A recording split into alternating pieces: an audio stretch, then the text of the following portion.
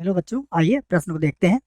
सिद्ध कीजिए कि वृत्तों, यहाँ वृत्त दिए गए हमें, पहला वृत्त, दूसरा वृत्त और तीसरा वृत्त के केंद्र संरेख है।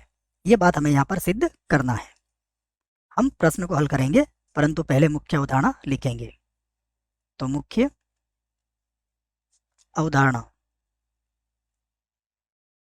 मुख्य अवधारणा में हम वृत्त का मानक रूप में या व्यापक रूप में समीकरण लिखने वाले हैं। तो वृत्त का समीकरण होता है एक्स का वर्ग प्लस वाई का वर्ग plus 2g(x) plus 2f(y) plus c बराबर 0। इसका जो केंद्र होता है, इस वृत्त का केंद्र होता है माइनस का g कॉमा माइनस का f, और इसकी जो त्रिज्या होती है वो होती है वर्गमूल के अंदर g का वर्ग प्लस f का वर्ग माइनस c। अब हम प्रश्न को यहाँ से हल करते हैं।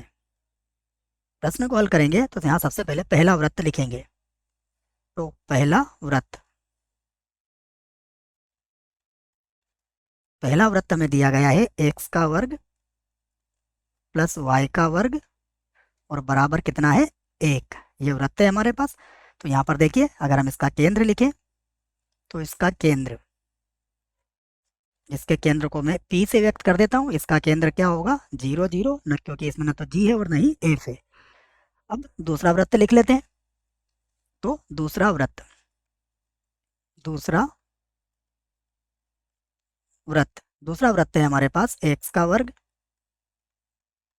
प्लस y का वर्ग प्लस का 6x माइनस का 2y माइनस 1 बराबर 0। ये हमारे पास दूसरा वृत्त हो गया। इसका भी केंद्र यहाँ से लिख लेंगे। तो इसका केंद्र, केंद्र क्या हो जाएगा, देखो यहाँ x का गुणांक 6 है, तो ये 2g जो होगा 6 के बराबर होगा, तो g का मान 3 होगा, अर्थात माइनस का 3, और इसी प्रकार ये हो जाएगा प्लस का 1।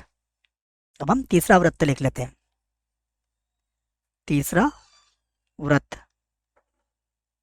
तीसरा वृत्त है x का वर्ग प्लस y का वर्ग, x का वर्ग प्लस y का वर्ग माइनस का 12x माइनस का 12x प्लस का 4y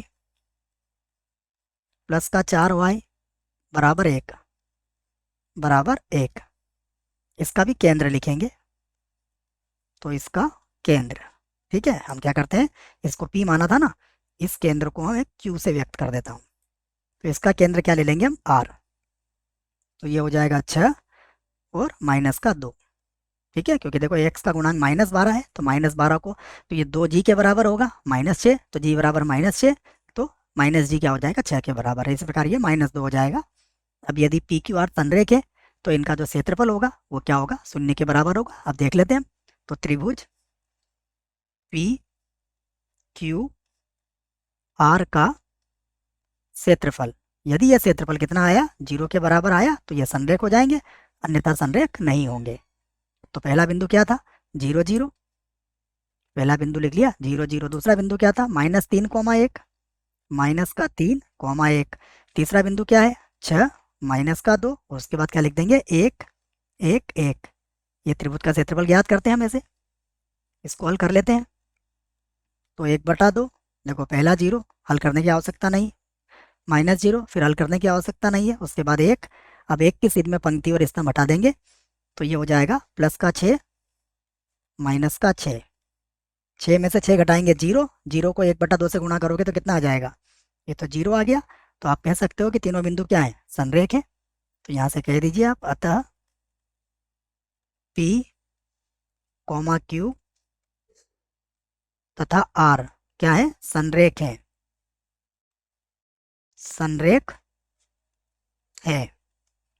यह हमें सिद्ध करना था। यहाँ पर लिख सकते हो सिद्ध हुआ। मुझे आशा है बच्चों प्रश्न का उत्तर समझ में आया होगा। धन्यवाद।